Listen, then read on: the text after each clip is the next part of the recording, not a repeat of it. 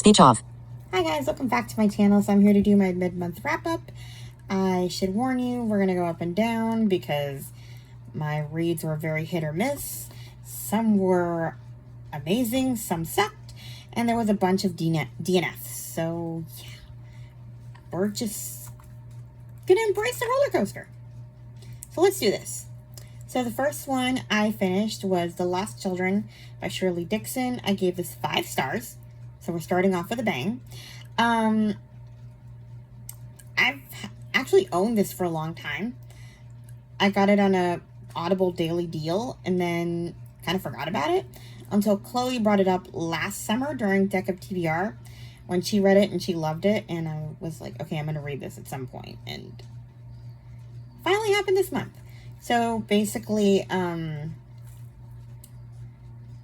about a mother and she has twins, a boy and a girl, out of wedlock because the father doesn't really want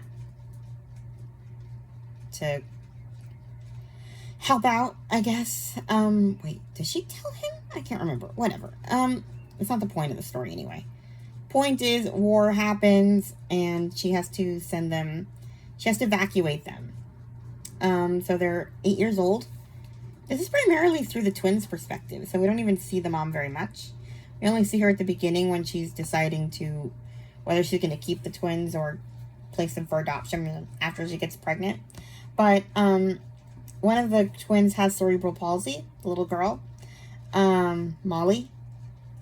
And I think that's one of the reasons why she ultimately decides to keep them, because at that time you just don't, people didn't keep their kids who were disabled. They put them in institutions. So no one was going to adopt her.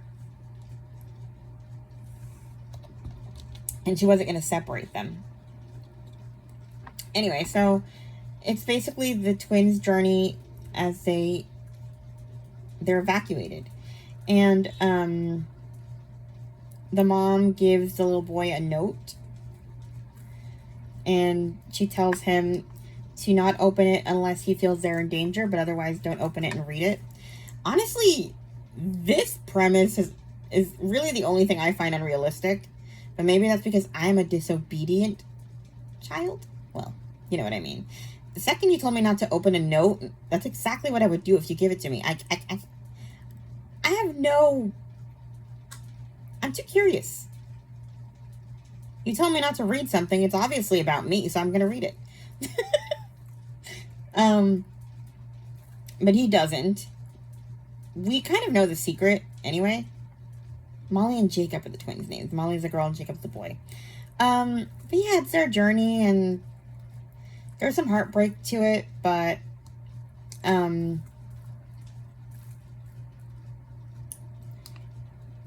they also run into some great people, and there's a great curmudgeon in the story that I loved. And kind of a romance, sort of. And yeah, there's some other characters in the story that,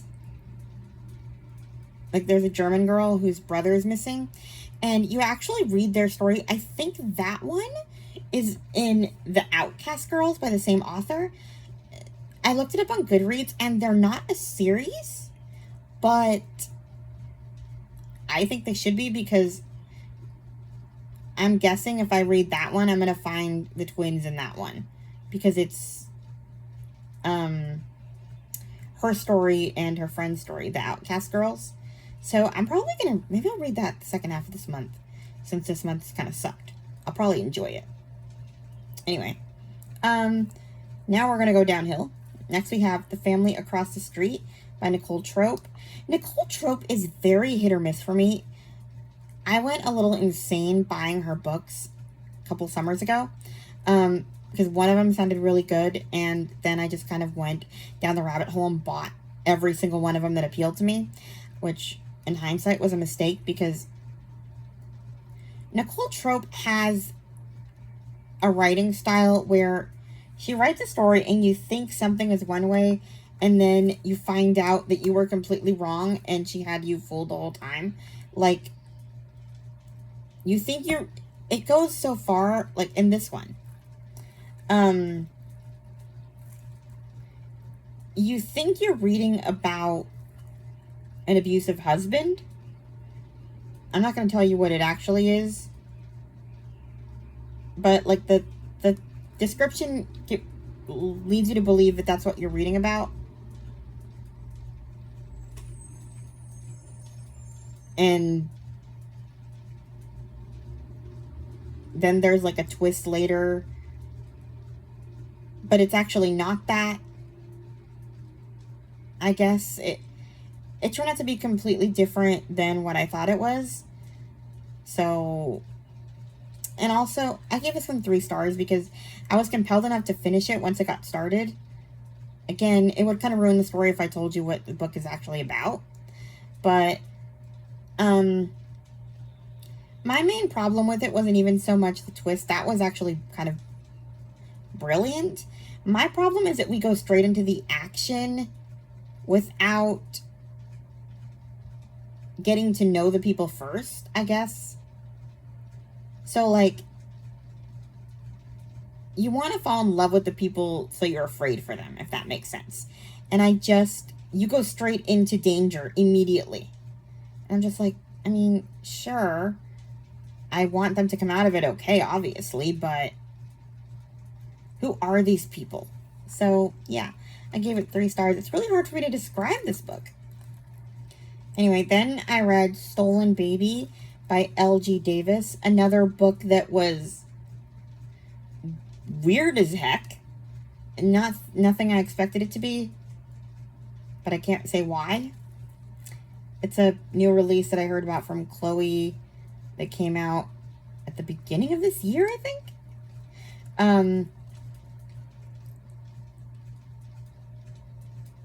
The description makes it sound like, well, it says, I told everyone she is my baby. I lied.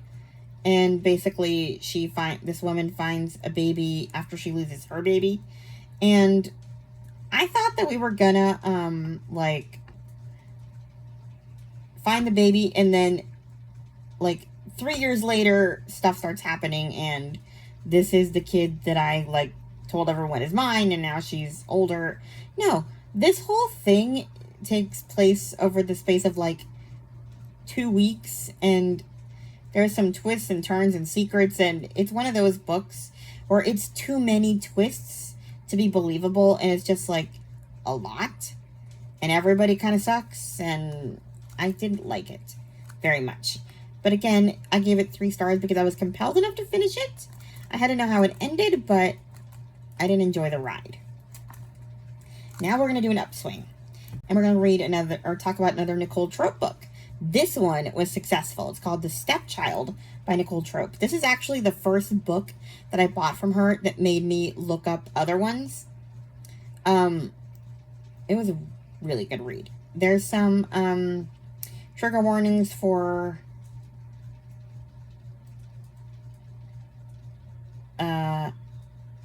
I guess, well, look them up. It would spoil the book if I told them, I think, because it spoils a twist. But look them up if you want to know. Basically, the gist of this is that I'm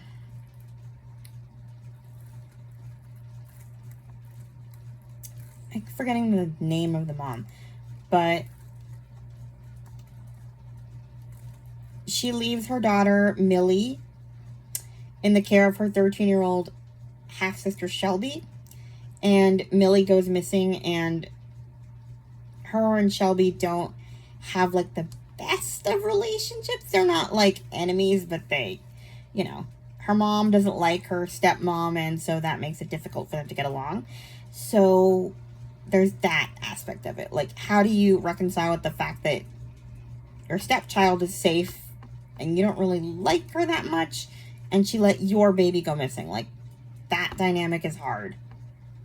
But there was some twists in this book, and the growth in the characters was just, amazing, and I can't really say much more, but I love this one. This was one of her hits, and I gave it 5 stars, and I would recommend it. I wouldn't recommend everything Nicole Trope writes, as we're going to get to with the next book because I decided I love this book so much I want to read another one. And I DNF'd The Stay-at-Home Mother by Nicole Trope. This was my first DNF. I just... Ugh. It's about two mothers. And I never even got to the disappearance of this kid, because the description says that her baby boy disappears. Anyway.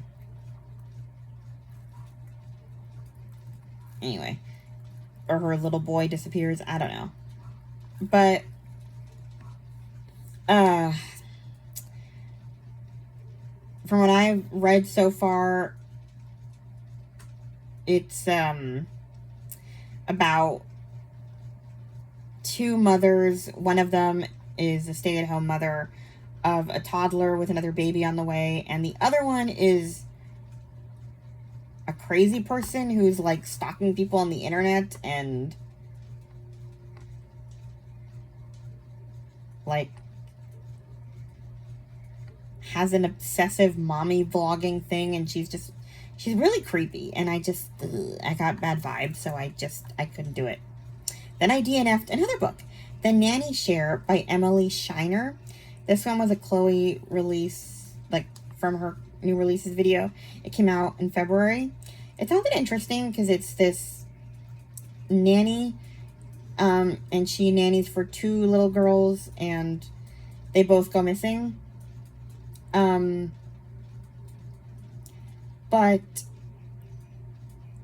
I didn't even get 5% in when I was done. First of all, the nanny pretty much makes it sound like from the beginning like she planned this whole thing. Like that they're going to go missing and she orchestrated it. So I already hated her. And then we're going to chapter 2, and I'm already reading about one of the mothers who cannot stand her kid. So it's like, what's the idea of reading about a kid who goes missing is that you care that this kid is missing, like, or that I'm going to feel sorry for you because their kid is missing. And all these people are just terrible rich people, and I don't even care. Like, I want their kids to be okay, obviously, but like, I want to feel their desperation, searching, and you know what I mean? Like, I need that element for a missing kid book. So I just couldn't do it. Also, the narrator was so bad. Her kid voices are terrible, and this is not available in Braille, so I can just read through it.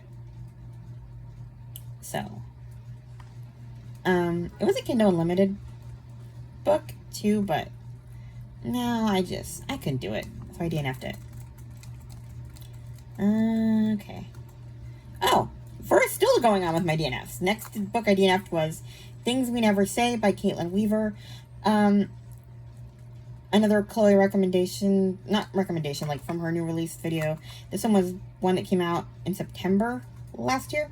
It sounded like Big Little Lies, but I don't know. Maybe I'll come back to this at some point, but I just had been kind of DNFing books with terrible people in them. Maybe I'm just not in that headspace, but I just, the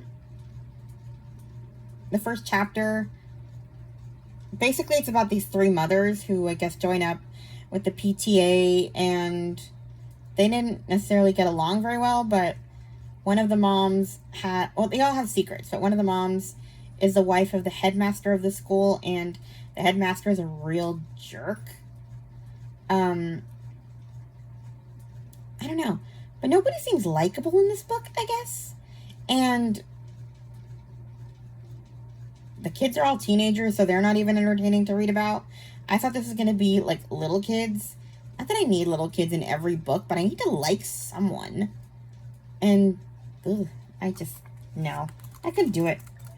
And that's another book I can't return. These 3 books so far, I cannot return them because they're too old. Okay, now we're going to go to a book I liked. It's Elementary by Elise Bryant. I heard about this one from Ravenclaw Reads. I give this 5 stars. This is about, basically, the tagline is a fast-paced, completely delightful new mystery about what happens when parents get a little too involved in their kids' school. So Mavis Miller is our main character. She has a 7-year-old daughter, Pearl. She lives with her dad. She's divorced. Her ex-husband is some kind of rock star or something. He travels. He works with music. And so he's not living with them. So she has a lot going on in her life. Oh yeah, she works at a nonprofit that's not moving her up for color reasons. She's African American. And so one day, one of the moms, the PTA president essentially, asks her to be in charge of the school's DEI committee.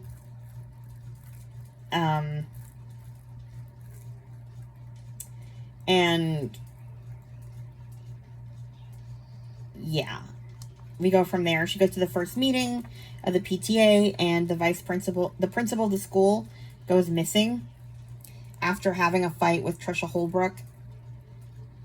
And Mavis actually spies Trisha in yellow rubber gloves and booties lugging cleaning supplies and giant plastic trash bags.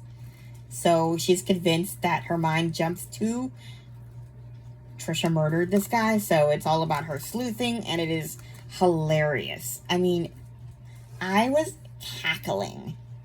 And I read the sequel, The Game Is Afoot, too, later in this month. And it was okay, but not as good as the first one. But this is looking to be like a Finley Donovan series, like these weird, wacky mysteries that are just really funny. Mavis is hilarious. And yeah, so that's just kind of what this series is coming to. The second book ended on a cliffhanger. If you stopped after the first one, if you didn't like it, you don't have to. But if you keep going, you really have to probably continue the series after book 2. I can't wait for book 3 to come out. Book 2 just came out this year, so I'm guessing I have to wait another year. But yeah.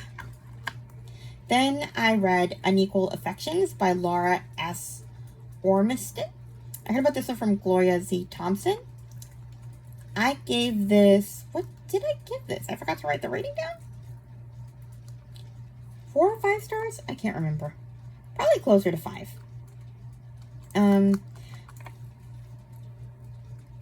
But, yeah, basically this is a twist on Pride and Prejudice about what if Elizabeth Bennet agreed to marry Darcy when he first proposed. Like, if she was smart and agreed to his proposal. And this was an interesting read. I don't know if I think I gave it 4 stars, honestly. But yeah, I don't know if I agree with Gloria that I would replace Pride and Prejudice with this book, because I enjoyed Elizabeth and Pride and Prejudice telling Darcy where he could go when he was being a jerk. And this one was all about her, like, trying to be a better person. And I know that's what we kind of want in characters, but in arrogant people like Mr. Darcy, I don't want you to be a better person. I want you to be mean to him when he's mean to you. So it was difficult for me to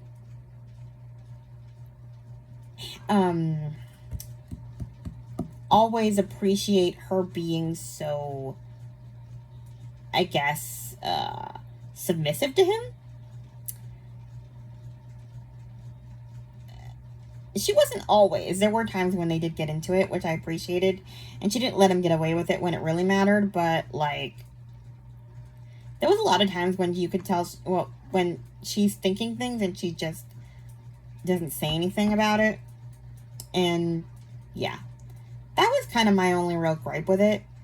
You also see kind of the flaws in Mr. and Mrs. Bennet. They're not as funny. Like, Elizabeth is seeing the flaws in her parents and how Darcy might have been right about them. But she also, like, she sees them as real people, I guess, in a way, like that she didn't as much in Pride and Prejudice, like, which is good, but also I kind of enjoy making fun of Mrs. Bennet in Pride and Prejudice, and enjoy Mr. Bennet tormenting Mrs. Bennet in Pride and Prejudice. Like, just their flaws make them funny in the book, to where when you see them as pointed out and kind of made into real people in this book, it's not as fun. There is one moment, though, where Mrs. Bennet says, "Oh, Mr. Bennet, you can die anytime you want," because Elizabeth is going to marry Darcy. What I do appreciate is Darcy's conversations with Bingley, and how he slowly kind of came to realize the error of his ways with how he handled Bingley on his own. Ultimately, you kind of come to the same ending that you do in Pride and Prejudice, just in a different way, and I could see how this way could be good. It's just not as satisfying to read about as her yelling at him, like in the original. And you do see Darcy's insecurities, and he talks about them to Elizabeth and to Bingley, so that was interesting. You get more of his thoughts. So, yeah, I enjoyed it. I just, I wanted them to fight a little more. Then I DNF'd another book, Burlington by Heather Dixon. I heard about this one from, well, I don't know. This is another, like, schoolyard politics book. May Roberts is our protagonist, and she moves to this new school or new home, and one of the mothers at her daughter's school goes missing, and it kind of happens right away, and there's just not, I kind of stopped because I didn't care enough. There just wasn't enough development of characters for me to get attached to the person who went missing, or to really anyone involved in this. And I don't know, maybe I just was not in the mood for schoolyard politics. I'm not really sure, but I just wasn't into it, and I think I got to like 10% and I stopped. I just didn't care, so I stopped. Then I read another 5-star read. I heard about this one through the Currently Reading podcast. It's called One Last Child, Tolman Valley Detectives #1. It's a series by Annie Taylor, but you don't have to read the next one. I didn't like the next one as much as I liked this one, so I'm going to stop after book 2, but this first one is really good. Basically, 5 missing children go missing during a preschool picnic in Australia. And 2 years later, a bunch of them, all of them, start coming back, except for the granddaughter of Detective Tolman. And the children imply that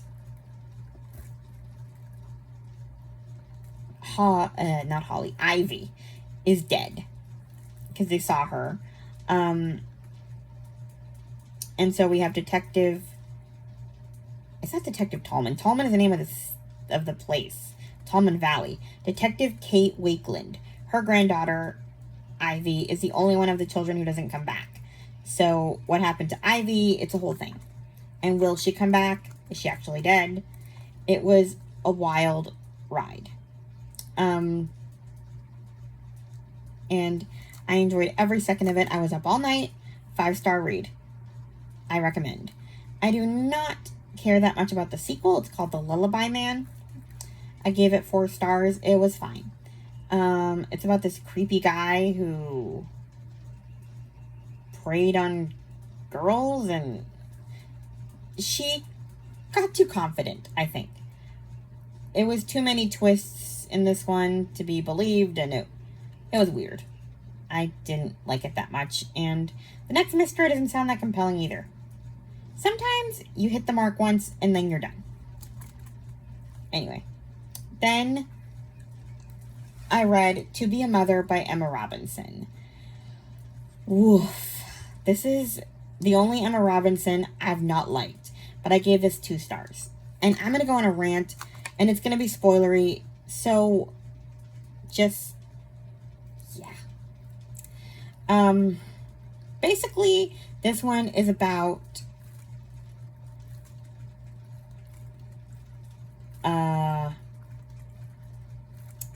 what's her name? Anyway, she's trying to have a baby with her husband, David, her new husband, David. He was a widower. His wife, Catherine, passed away. And him and his new wife, why can't I remember her name? They want to have babies, but they can't. And he tells her that there's embryos from him and Catherine trying to have babies.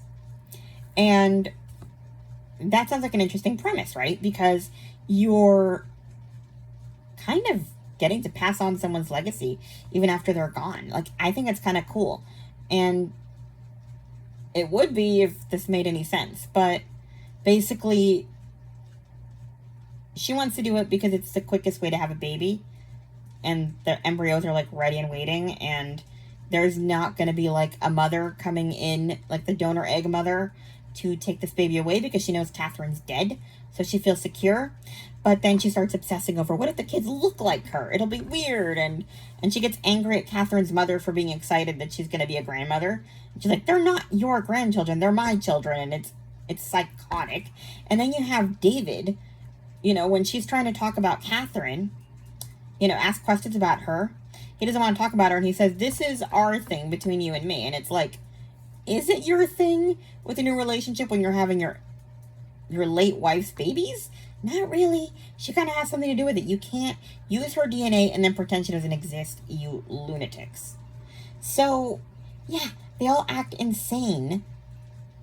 And then, you know, her friends, this woman's friends think she's crazy for having his late wife's children, which I don't think it's that crazy, but if you can't handle the fact that they might look like her, you shouldn't do this. And if you're doing it just because she's dead and she can't come back to take their kids away, that's also terrible. Like, yeah. And then we also get Catherine's perspective. And Catherine is also insane. Because I'm just going to spoil this whole thing because this is wild. Wild.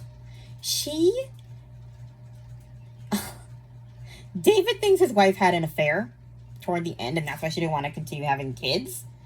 And that's why he doesn't want to talk about her to his new wife. No, the woman didn't have an affair. The woman had cancer. She had cancer, and good God, she told him she had an affair because she didn't want him to have to suffer taking care of her. Like, she would rather, she thought that was preferable, him hating her and being able to move on instead of being super sad when she dies. That's insane. And then at the end, it all ends happily and they admire her for her bravery and hiding this illness. And yeah, that is the weirdest and dumbest thing I've ever read. I love you, Emma Robinson. I've loved everything you've ever written, except this. This was weird. And no.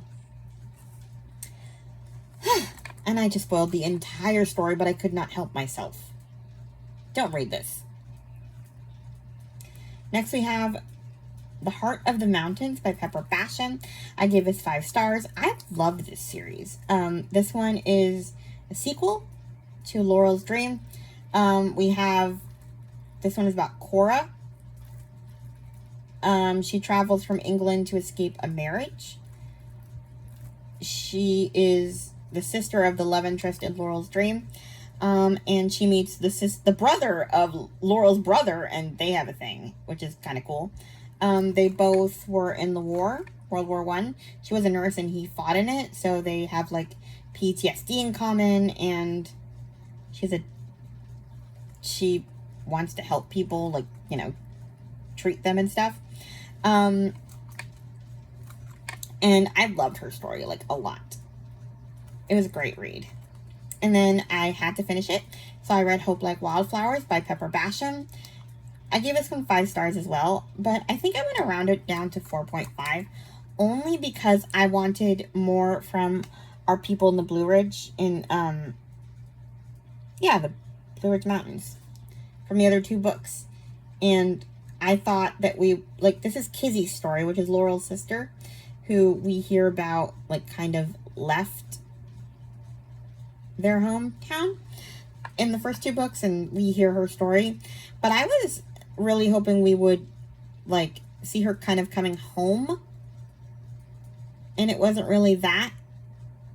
So this is kind of, in a way, you could really read this one on its own and without the other 2, because you don't really see anyone from the other 2 books in this one. It's only related because she's a sibling, she's Laurel's sister. But really, they're completely different characters. She's in a completely different place for the majority of the book, and you only see them come in at the very, very end, in the epilogue, to kind of tie it together. So, anyway. So, really, you could read this as a standalone, practically, and not even notice. But either way, I enjoyed it.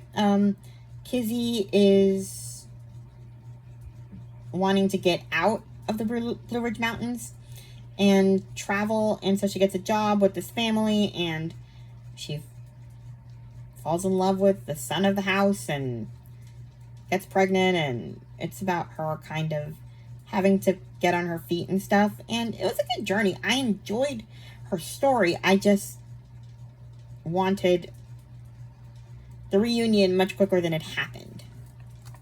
So yeah, I enjoyed it overall. Then I decided to continue with the Kate Burkholder series. Honestly, these books are getting not as interesting as they go by. I almost think that she needs to stop soon, because they're not as compelling as you go deeper into it. I have one more left. So I read An Evil Heart by Kate Burkholder, book number 15. I gave it 4 stars. Can't really talk about it. Then I read the novella Dark Storm Rising that comes after it. I gave it 3 stars. They're looking for an old lady in a storm, essentially. And then I read The Game Is Afoot. I talked about that. 4 stars. And then I read No Matter the Distance by Cindy Baldwin. I heard about this one from Krista from Books and Jams. I gave this 5 stars. This reminded me of Song for a Whale or something. So I think book lover Amanda recommended that one to me earlier in the year. It was about a deaf girl and a whale. Right? Anyway, this one is about a girl with cerebral palsy. This one's a novel in verse, too. Not cerebral palsy. That was another book. Cystic fibrosis. Yeah, she has cystic fibrosis. And, Penny Rooney is her name. And she finds a injured, I don't think it's sick, a dolphin in her creek, and it's far away from where it's supposed to be, and it starts getting sick because it's, needing its waters and its pod and everything like that. And she relates to it because she has cystic fibrosis and her lungs are also messed up. So we see what she has to go through medically, and we see her bond with this dolphin and her journey to try to get it back to its pod, and it is so sweet. And yeah, it really reminds me of that book about the whale. And honestly, the other book it kind of reminds me of is Otter by Catherine Applegate. It's got that same written in verse style, and I loved it. It's a short book, it's a middle grade, but yeah, it was a great read. I enjoyed it. And then I DNF'd Finding Grace by Loretta Rothschild. This one just came out, and I thought, basically, it's hard to describe this book and why I DNF'd it, because the description is deliberately vague, so I'm going to try to keep it that way for people who want to read it. But essentially, we start off with this woman named Honor who wants to have a baby, and she's obsessed with having a baby. And her husband wants her to enjoy him and their daughter, Chloe. And then a twist happens at the end of chapter 1.